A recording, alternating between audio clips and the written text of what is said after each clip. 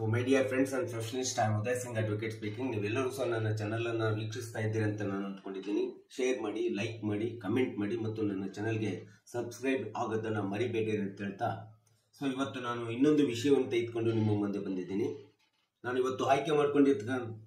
ಮಾಡಿಕೊಂಡಿರುವಂತ ವಿಷಯ ಅಂತಂದ್ರೆ BNSS ನಲ್ಲಿ ಅರೆಸ್ಟ್ ವಿತೌಟ್ ವಾರೆಂಟ್.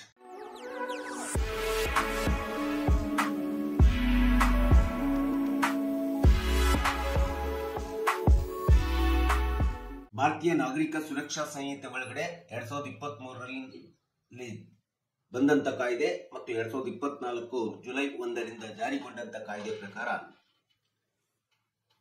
ಯಾವುದೇ ವಾರೆಂಟ್ ಇಲ್ಲದೆ ಹೇಗೆ ದಸ್ತಗಿರಿ ಮಾಡ್ತಾರೆ ಪೊಲೀಸರು ಮಾಡಬಹುದು ಎಂಬುದರ ಬಗ್ಗೆ ನಾನು ಈ ವಿಡಿಯೋ ಮೂಲಕ ಹೇಳಲಿಕ್ಕೆ ಇಷ್ಟಪಡ್ತಾ ಇದ್ದೇನೆ. ಅರೆಸ್ಟ್ ವಿತೌಟ್ ವಾರೆಂಟ್ ಅನ್ನ BNSS ಸೆಕ್ಷನ್ 35 ಕ್ಲಾಸ್ 1 ಮತ್ತು C ಯಲ್ಲಿ ಯಾವುದೇ ಒಂದು ವಿಧವಾದಂತ ಲಿಖಿತವಾದಂತ ಕಾರಣವನ್ನು ಕೊಟ್ಟು ಲಿಖಿತವಾದಂತ ದಾಖಲೆಯನ್ನು ಕೊಟ್ಟು ಪ್ರತಿಯೊಬ್ಬ ಪೊಲೀಸ್ ಅಧಿಕಾರಿಯೂ ಸಹ ಯಾವುದೇ ವಾರೆಂಟ್ ಇಲ್ಲದೆ ಅರೆಸ್ಟ್ ಮಾಡುವಂತ ಅಥವಾ ಈ ಒಂದು ದಸ್ತಗಿರಿ ಮಾಡುವಂತ ಅಧಿಕಾರವನ್ನ ಇವತ್ತು BNSS ನಲ್ಲಿ ಪೊಲೀಸರಿಗೆ ಕೊಟ್ಟಿರ್ತಕ್ಕಂಥದ್ದು ನಾವು ನೋಡ್ತೀವಿ. ಸೊ ಯಾವುದೇ ಒಬ್ಬ ವ್ಯಕ್ತಿ ಪೊಲೀಸ್ ದೃಷ್ಟಿಯಲ್ಲಿ ಅಪರಾಧ ಮಾಡ್ತಾ ಇದ್ದಾನೆ, ಇವನು ಅಪರಾಧ ಮಾಡುವಂತ ವ್ಯಕ್ತಿ ಆಗಿದ್ದಾನೆ ಅಂತೇಳಿ ಇವನ ಒಂದು ಅಪರಾಧ ಮಾಡುವಂತ ವ್ಯಕ್ತಿಯ ಅಪರಾಧ ಒಂದು ವೇಳೆ 3 ವರ್ಷ ಮತ್ತು 7 ವರ್ಷಕ್ಕಿಂತ ಮೀರಿ ಇರುವಂತ ಒಂದು ಅಪರಾಧವನ್ನ ಯಾವುದೇ ಒಬ್ಬ ವ್ಯಕ್ತಿ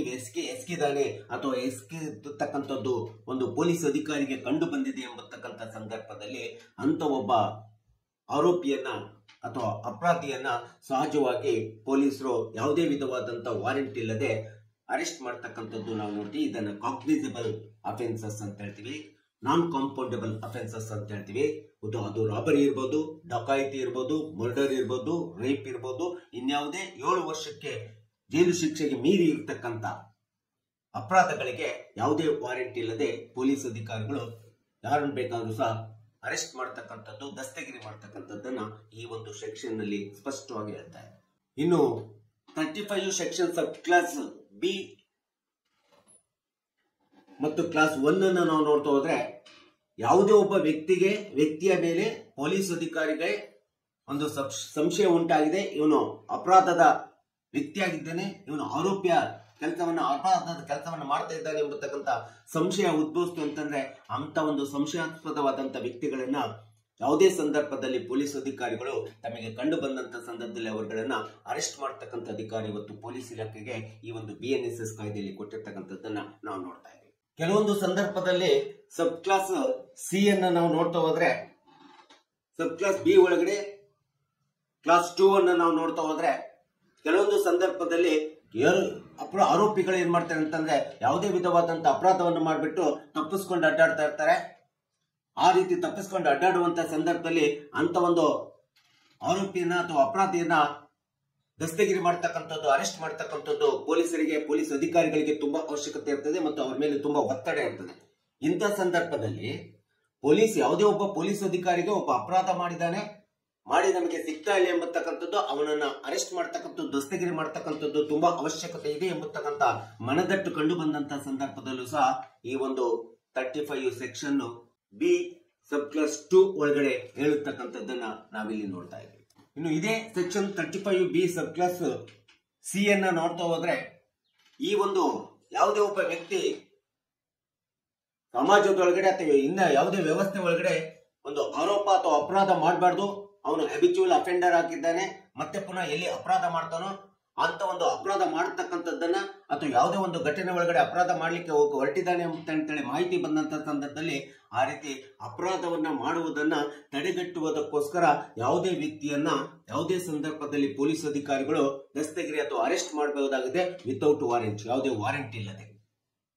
ಸೊ ಈ ಒಂದು BNSS ಕಾಯ್ದೆಯಲ್ಲಿ ಹೇಳಿರ್ತಕ್ಕಂಥ ಹೊಸ ಕಾಯ್ದೆಯಲ್ಲಿ ಹೇಳಿರ್ತಕ್ಕಂಥದ್ದನ್ನ ನಾವು ನೋಡ್ತಾ ಇದ್ದೀವಿ. ಇನ್ನು ಇದೇ ಸೆಕ್ಷನ್ 35 ಕ್ಲಾಸ್ 2A ಮತ್ತು B ಅನ್ನ ನೋಡ್ತಾ ಹೋದ್ರೆ ಇಲ್ಲಿ ಸ್ಪಷ್ಟವಾಗಿ ಹೇಳಿದೆ, ಯಾವುದೇ ಒಬ್ಬ ವ್ಯಕ್ತಿ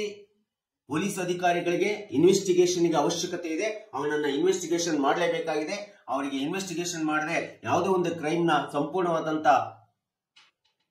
ವಿವರಣೆಯನ್ನು ಪಡ್ಕೊಳ್ಳಿಕ್ಕೆ ಆಗುದಿಲ್ಲ ಎಂಬತಕ್ಕಂಥ ಅಂಶ ಕಂಡು ಬಂದಂತ ಸಂದರ್ಭದಲ್ಲಿ ಯಾವುದೇ ಒಂದು ವ್ಯಾರಂಟಿ ಇಲ್ಲದೆ ಪೊಲೀಸ್ ಅಧಿಕಾರಿಗಳು ಯಾವುದೇ ಒಬ್ಬ ವ್ಯಕ್ತಿಯನ್ನ, ಆರೋಪಿಯನ್ನ, ಅಪರಾಧಿಯನ್ನ ದಸ್ತಗಿರಿ ಮಾಡ್ತಕ್ಕಂಥದ್ದು, ಅರೆಸ್ಟ್ ಮಾಡ್ತಕ್ಕಂಥ ಅಧಿಕಾರ ಇದೆ ಅಂತೇಳಿ ಈ ಒಂದು ಕಾಯ್ದೆಯಲ್ಲಿ ಹೇಳಿರ್ತಕ್ಕಂಥದ್ದು ನಾವು ನೋಡ್ತೀವಿ.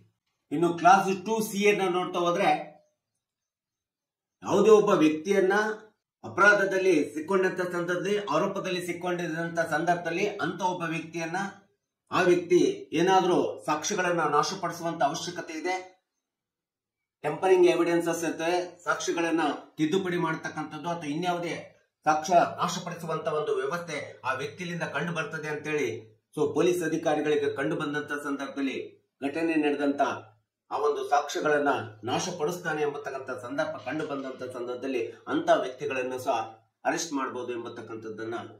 ಯಾವುದೇ ವಾರೆಂಟ್ ಇಲ್ಲದೆ, ಆದೇಶ ಇಲ್ಲದೆ ಅರೆಸ್ಟ್ ಮಾಡತಕ್ಕಂಥ ಅಧಿಕಾರ ಪೊಲೀಸ್ ಅಧಿಕಾರಿಗೆ ಇರ್ತಕ್ಕಂಥದ್ದು ನಾವು ನೋಡ್ತಾ ಇದ್ದೀವಿ. ಇದೇ ಸೆಕ್ಷನ್ 35 ಸಬ್ ಕ್ಲಾಸ್ 2D ನೋಡ್ತಾ ಹೋದ್ರೆ, ಈ ಒಂದು ಸೆಕ್ಷನ್ ಪ್ರಕಾರ ಒಬ್ಬ ಪೊಲೀಸ್ ಅಧಿಕಾರಿ ಯಾವುದೇ ಒಬ್ಬ ಆರೋಪಿಯನ್ನ ಅಥವಾ ಅಪರಾಧಿಯನ್ನ ಹಿಡಿದಂತ ಸಂದರ್ಭದಲ್ಲಿ ಅವನು ತನಗೆ ವಿಷಯ ಗೊತ್ತಿದೆ, ಅಪರಾಧ ಏನ್ ನಡೆದಿದೆ, ಕ್ರೈಮ್ ಏನ್ ನಡೆದಿದೆ ಮತ್ತು ಯಾರು ಮಾಡಿದ್ದಾರೆ ಕ್ರೈಮು ಅಂತೇಳಿ ಗೊತ್ತಿದ್ದಂತ ಸಂದರ್ಭದಲ್ಲಿ ಅವನನ್ನ ಅರೆಸ್ಟ್ ಮಾಡಬೇಕಾಗುತ್ತೆ. ಅಂತ ಒಂದು ಅರೆಸ್ಟ್ ಮಾಡುವಂತ ವ್ಯಕ್ತಿ ಇನ್ನೊಬ್ಬ ವ್ಯಕ್ತಿಗೆ ಅವನು ಅಪರಾಧ ಮಾಡುವಂತ ಸಂದರ್ಭದಲ್ಲಿ ಅವನ ಆರೋಪವನ್ನ ಅಥವಾ ಅಪರಾಧವನ್ನ ಯಾವುದೋ ಒಬ್ಬ ವ್ಯಕ್ತಿ ನೋಡಿರ್ತಾನೆ. ಆ ನೋಡಿರ್ತಕ್ಕಂಥ ವ್ಯಕ್ತಿಯ ಮೇಲೆ ಯಾವುದೇ ವಿಧವಾದಂತ ಒಂದು ಧಮಕಿಯನ್ನ ಅಥವಾ ಅವನ ಮೇಲೆ ಒತ್ತಡವನ್ನ ತರ್ತಕ್ಕಂಥದ್ದು ಅಥವಾ ಅವನಿಗೆ ಜೀವ ಬೆದರಿಕೆ ಆಗುತ್ತಕ್ಕಂಥದ್ದು, ಮತ್ತು ನೀನೇನಾದ್ರೂ ಯಾರಿಗಾದ್ರೂ ಹೇಳಿದೆ ಅಂತಂದ್ರೆ ನಿನ್ನನ್ನ ನಾನು ಉಳಿಸೋದಿಲ್ಲ ಎಂಬತಕ್ಕಂಥ ಬೆದರಿಕೆಯನ್ನ ಆಗುತ್ತಕ್ಕಂಥ ಅಪರಾಧ ಮಾಡಿರ್ತಾರೆ, ಕ್ರೈಮ್ ಮಾಡಿರ್ತಾರೆ. ಮತ್ತೆ ಅದನ್ನ ನೋಡಿದಂತ ವ್ಯಕ್ತಿಗಳ ಮೇಲೆ, ಸಾಕ್ಷಿಗಳ ಮೇಲೆ ಬೆದರಿಕೆಯನ್ನು ಒಡ್ಡುವಂತ ಒಂದು ಆರೋಪಿ ಏನಿರ್ತಾನೆ, ಅಂತ ಒಂದು ಆರೋಪಿಗಳಿಗೆ, ಅಂತ ಒಂದು ಅಪರಾಧಿಗಳಿಗೆ ಯಾವುದೇ ವಿಧವಾದಂತ ವಾರೆಂಟ್ ಇಲ್ಲದೆ ಅರೆಸ್ಟ್ ಮಾಡುವಂತ ಅಧಿಕಾರ ಪ್ರತಿಯೊಬ್ಬ ಪೊಲೀಸ್ ಮತ್ತು ಪೊಲೀಸ್ ಅಧಿಕಾರಿಗಳಿಗೆ ಇರ್ತಕ್ಕಂಥದ್ದು ಅಂತೇಳಿ ಭಾರತೀಯ ನಾಗರಿಕ ಸುರಕ್ಷಾ ಸಂಹಿತೆ ಹೊಸದಾಗಿ ಬಂದಿರತಕ್ಕಂಥ ಕಾಯ್ದೆ ಹೇಳ್ತದೆ. ಟೆಂಪರಿಂಗ್ ಎವಿಡೆನ್ಸಸ್ ಮಾಡ್ತಕ್ಕಂಥದ್ದು ಇರ್ಬೋದು, ಸಾಕ್ಷ್ಯಾಧಾರಗಳ ಮೇಲೆ ಒತ್ತಡವನ್ನು ತರ್ತಕ್ಕಂಥದ್ದು ಅಥವಾ ಅವುಗಳನ್ನ ನಾಶಪಡಿಸುವಂತದ್ದು ಇರ್ಬೋದು. ಇಂಥ ಒಂದು ಕೆಲಸ ಸಹಜವಾಗಿ ಮಾಡಿದಂತ ಸಂದರ್ಭದಲ್ಲಿ ಅಂತ ವ್ಯಕ್ತಿಯನ್ನು ಕೂಡ ವಾರೆಂಟ್ ಇಲ್ಲದೆ ಅರೆಸ್ಟ್ ಮಾಡಬಹುದಾಗಿದೆ. ಇನ್ನು ಸೆಕ್ಷನ್ 35 ಸಬ್ ಕ್ಲಾಸ್ 2E ನೋಡ್ತಾ ಹೋದ್ರೆ, ಕೆಲವೊಂದು ಸಂದರ್ಭದಲ್ಲಿ ನ್ಯಾಯಾಲಯ ಅಪರಾಧವನ್ನ ಅಥವಾ ಆರೋಪವನ್ನ ಮಾಡಿಬಿಟ್ಟು ನ್ಯಾಯಾಲಯದ ಮುಂದೆ ತಂದು ಹಾಜರುಪಡಿಸುವಂತ ಅವಶ್ಯಕತೆ ಪೊಲೀಸ್ ಅಧಿಕಾರಿಗಳಿಗೆ ಇರ್ತದೆ. ಅಂತ ಒಂದು ಅಪರಾಧ ಮಾಡಿ ನ್ಯಾಯಾಲಯಗಳಿಗೆ ಹಾಜರುಪಡಿಸುವಂತ ಸಂದರ್ಭದಲ್ಲಿ ಹಾಜರುಪಡಿಸಲೇಬೇಕೆಂಬತಕ್ಕಂಥ ಸಂದರ್ಭ ಬಂದಂತದಲ್ಲಿ ಅಂತ ವ್ಯಕ್ತಿಗಳನ್ನ ವಾರೆಂಟ್ ಇಲ್ಲದೆ ದಸ್ತಗಿರಿ ಮಾಡಿ ಅರೆಸ್ಟ್ ಮಾಡಿ ನ್ಯಾಯಾಲಯದ ಮುಂದೆ ಮ್ಯಾಜಿಸ್ಟ್ರೇಟ್ರ ಆದೇಶದ ಮೂಲಕ ಅವನಿಗೆ ಮತ್ತೆ ರೆಕಾರ್ಡ್ ಅನ್ನ ಮಾಡಿಸ್ಬಿಟ್ಟು ಆ ವ್ಯಕ್ತಿಯನ್ನು ಅರೆಸ್ಟ್ ಮಾಡಿರ್ತಕ್ಕಂಥ ಕಾರಣಗಳನ್ನು ಕೊಟ್ಟು ಆ ಕಾರಣಗಳ ಮೂಲಕ ಮ್ಯಾಜಿಸ್ಟ್ರೇಟ್ರ ಆದೇಶದ ಮೂಲಕ ಆದೇಶ ತೆಗೆದುಕೊಂಡು ಅಥವಾ ಆದೇಶವಿಲ್ಲದೆ ಯಾವುದೇ ಅಂತ ವ್ಯಕ್ತಿ ನ್ಯಾಯಾಲಯದ ಮುಂದೆ ಹಾಜರುಪಡಿಸಲೇಬೇಕಾಗಿದೆ ಎಂಬತಕ್ಕಂಥ ವ್ಯಕ್ತಿ ನ್ಯಾಯಾಧೀಶರ ಮುಂದೆ ಬರಬೇಕಾಗಿದೆ, ಆ ವ್ಯಕ್ತಿಯನ್ನು ತರಬೇಕಾಗಿದೆ ಅಂತೇಳಿ ಕಂಡು ಬಂದಂತ ಸಂದರ್ಭದಲ್ಲಿ ಅಂತ ಆರೋಪಿಗಳನ್ನು, ಅಪರಾಧಿಗಳನ್ನು ಸಹ ಯಾವುದೇ ವಾರೆಂಟ್ ಇಲ್ಲದೆ ಅರೆಸ್ಟ್ ಮಾಡತಕ್ಕಂಥ ಅಧಿಕಾರ ಪೊಲೀಸರಿಗೆ ಇರ್ತಕ್ಕಂಥದ್ದು ನಾವು ನೋಡ್ತಾ ಇದ್ದೇವೆ. ಇನ್ನು ಸೆಕ್ಷನ್ 35 ಕ್ಲಾಸ್ 1 ಮತ್ತು D ನೋಡ್ತಾ ಹೋದ್ರೆ, ಈ ಒಂದು ಭಾರತೀಯ ನಾಗರಿಕ ಸುರಕ್ಷಾ ಸಂಹಿತೆ ಇರ್ಬೋದು ಅಥವಾ ಈ ಒಂದು ಸಂಹಿತೆ ಜಾರಿಗೊಂಡಾಗಿನಿಂದ ಯಾವುದೇ ಒಬ್ಬ ವ್ಯಕ್ತಿ ಅಪರಾಧವನ್ನು ಮಾಡ್ತಾನೆ, ಆರೋಪಿಯಾಗಿರ್ತಾನೆ ಅಥವಾ ಯಾವುದೇ ಒಂದು ಕ್ರೈಮ್ ಅನ್ನು ಮಾಡಿರ್ತಾನೆ, ಅದು ರೇಪ್ ಇರ್ಬೋದು, ಮರ್ಡರ್ ಇರ್ಬೋದು, ಇನ್ಯಾವುದೇ ಕ್ರೈಮ್ ಇರ್ಬೋದು, ಅಂತ ಸಂದರ್ಭದಲ್ಲಿ ರಾಜ್ಯ ಸರ್ಕಾರಕ್ಕೆ ಆ ವ್ಯಕ್ತಿ ಬೇಕಾಗಿರ್ತಾನೆ ಅಥವಾ ರಾಜ್ಯ ಸರ್ಕಾರದ ಪ್ರಕಾರ ಆ ವ್ಯಕ್ತಿ ಆರೋಪಿ ಅಂತ ಹೇಳ್ಕೊಂಡ್ಬಿಟ್ಟು ಆ ವ್ಯಕ್ತಿಯನ್ನ ಅರೆಸ್ಟ್ ಮಾಡ್ಬೇಕಂತೇಳಿ ರಾಜ್ಯ ಸರ್ಕಾರದ ಒತ್ತಡ ಇದ್ದಂತ ಸಂದರ್ಭದಲ್ಲಿ, ಸರ್ಕಾರಗಳ ಒತ್ತಡ ಒಂದು ಬಂದಂತ ಸಂದರ್ಭದಲ್ಲಿ ಈ ಒಂದು ಸೆಕ್ಷನ್ ಅಡಿ ಒಳಗಡೆ ಈ ಹೊಸ ಕಾಯ್ದೆಯ ಪ್ರಕಾರ, ಭಾರತೀಯ ನಾಗರಿಕ ಸುರಕ್ಷಾ ಸಂಹಿತೆ ಕಾಯ್ದೆ ಪ್ರಕಾರ ಅಂತ ವ್ಯಕ್ತಿಗಳನ್ನು ರಾಜ್ಯ ಸರ್ಕಾರದ ಆದೇಶದ ಮೇರೆಗೆ, ಆಜ್ಞೆಯ ಮೇರೆಗೆ ಅಂತ ಆರೋಪಿಗಳನ್ನ ಅಥವಾ ಅಪರಾಧಿಗಳನ್ನ, ಸರ್ಕಾರದ ಆದೇಶಕ್ಕೆ ಬೇಕಾಗಿರ್ತಕ್ಕಂಥ ಆರೋಪಿ ಅಥವಾ ಅಪರಾಧಿಗಳನ್ನ ಯಾವುದೇ ವಿಧವಾದಂತ ವಾರೆಂಟ್ ಇಲ್ಲದೆ, ನ್ಯಾಯಾಲಯದ ನ್ಯಾಯಾಧೀಶರುಗಳ ವಾರೆಂಟ್ ಇಲ್ಲದೆ ಪೊಲೀಸ್ ಅಧಿಕಾರಿಗಳು ಅಂತವರನ್ನ ಬಂಧಿಸುವಂತ ಅಥವಾ ದಸ್ತಗಿರಿ ಮಾಡುವಂತ ಅಧಿಕಾರ, ಅರೆಸ್ಟ್ ಮಾಡುವಂತ ಅಧಿಕಾರ ಪ್ರತಿಯೊಂದು ಪೊಲೀಸ್ ಅಧಿಕಾರಿಗಳಿಗೆ ಇರ್ತಕ್ಕಂಥದ್ದು ಅಂತೇಳಿ ಈ ಒಂದು ಹೊಸ ಕಾಯ್ದೆಯಲ್ಲಿ ಹೇಳಿರ್ತಕ್ಕಂಥದ್ದು ನಾವು ನೋಡ್ತಾ ಇದ್ದೀವಿ. ಸೆಕ್ಷನ್ 35 ಕ್ಲಾಸ್ 1 ಅಂಡ್ D ಯಲ್ಲಿ ನಾವು ಇದನ್ನು ಕಂಡ್ಕೋಬಹುದಾಗಿದೆ. ಇನ್ನು ಸೆಕ್ಷನ್ 35 ಕ್ಲಾಸ್ 1E ಒಳಗಡೆ ನೋಡ್ತಾ ಹೋದ್ರೆ, ಯಾವುದೇ ಒಬ್ಬ ವ್ಯಕ್ತಿ ಕಳುವು ಮಾಡಬಹುದಾದಂತ ಸಂದರ್ಭ ಅಥವಾ ಕಳುವು ಮಾಡಿದ್ದಾನೆ ಎಂಬತಕ್ಕಂಥ ಸಂಶಯಾಸ್ಪದವಾದಂತ ವ್ಯಕ್ತಿ ಅಂತೇಳಿ ಸರ್ಕಾರಕ್ಕೆ ಕಂಡು ಬಂದಂತ ಸಂದರ್ಭದಲ್ಲಿ ಆ ರೀತಿ ಸರ್ಕಾರ ಸಂಶಯಾಸ್ಪದವಾದಂತ ವ್ಯಕ್ತಿ ಕಳುವು ಮಾಡಿದ್ದಾನೆ, ಕಳುವು ಮಾಡಲಿಕ್ಕೆ ಸಂಶಯಾಸ್ಪದವಾಗಿರ್ತಕ್ಕಂಥ ವ್ಯಕ್ತಿ ಆಗಿದ್ದಾನೆ, ಆರೋಪಿಯಾಗಿದ್ದಾನೆ ಅಂತೇಳಿ ಕಂಡು ಬಂದಂತ ಸಂದರ್ಭದಲ್ಲಿ ಅಂತ ಒಂದು ಸಂಶಯಾಸ್ಪದವಾದಂತ ಸರ್ಕಾರದ ದೃಷ್ಟಿಯಲ್ಲಿ ಸಂಶಯಕ್ಕೆ ಒಳಗಾದಂತ ಯಾವುದೇ ವಿಧವಾದಂತ ವಾರೆಂಟ್ ಇಲ್ಲದೆ ಪೊಲೀಸರು ದಸ್ತಗಿರಿ ಅಥವಾ ಅರೆಸ್ಟ್ ಮಾಡತಕ್ಕಂಥ ಒಂದು ಅಧಿಕಾರವನ್ನ ಹೊಂದಿರತಕ್ಕಂಥದ್ದು ನಾವು ನೋಡ್ತಾ ಇದ್ದೀವಿ. ಸೊ ಹೀಗೆ ಈ ಎಲ್ಲ ಅಪರಾಧಗಳು ಏನ್ ಬರ್ತವೆ, ಈ ಎಲ್ಲ ಅಪರಾಧಗಳನ್ನ ಅಥವಾ ಆರೋಪಿಗಳನ್ನ ನಾವು ಸಹಜವಾಗಿ ಕಾಗ್ನಿಸಬಲ್ ಅಫೆನ್ಸಸ್ ಅಂತ ಹೇಳ್ತೀವಿ, ನಾನ್ ಕಾಂಪೌಂಡೇಬಲ್ ಅಫೆನ್ಸಸ್ ಅಂತ ಹೇಳ್ತೀವಿ. ಸೊ ಇಂಥ ಒಂದು ಅಥವಾ 3 ರಿಂದ 7 ವರ್ಷದ ಮೇಲ್ಪಟ್ಟು 7 ವರ್ಷಕ್ಕಿಂತ ಮೇಲ್ಪಟ್ಟಿರ್ತಕ್ಕಂಥ ಸಿವಿಯರ್ ಅಫೆನ್ಸಸ್ ಗಳಲ್ಲಿ ಯಾರು ಆರೋಪಿಗಳಾಗಿರ್ತಾರೆ, ಅಪರಾಧಿಗಳಾಗಿರ್ತಾರೆ, ಇವರೆಲ್ಲರನ್ನು ಕೂಡ ಭಾರತೀಯ ನಾಗರಿಕ ಸುರಕ್ಷಾ ಕಾಯ್ದೆ ಹೊಸದಾಗಿ ಬಂದಿರತಕ್ಕಂಥ ಜುಲೈ 1ರಿಂದ ಜಾರಿಗೊಂಡಿರ್ತಕ್ಕಂಥ ಕಾಯ್ದೆ ಅಡಿ ಒಳಗಡೆ ಪೊಲೀಸರು ಮತ್ತು ಪೊಲೀಸ್ ಇಲಾಖೆ ಪೊಲೀಸ್ ಅಧಿಕಾರಿಗಳು ಯಾವುದೇ ವಿಧವಾದಂತ without warrant they can arrest any person ಎಂಬತಕ್ಕಂಥದ್ದನ್ನ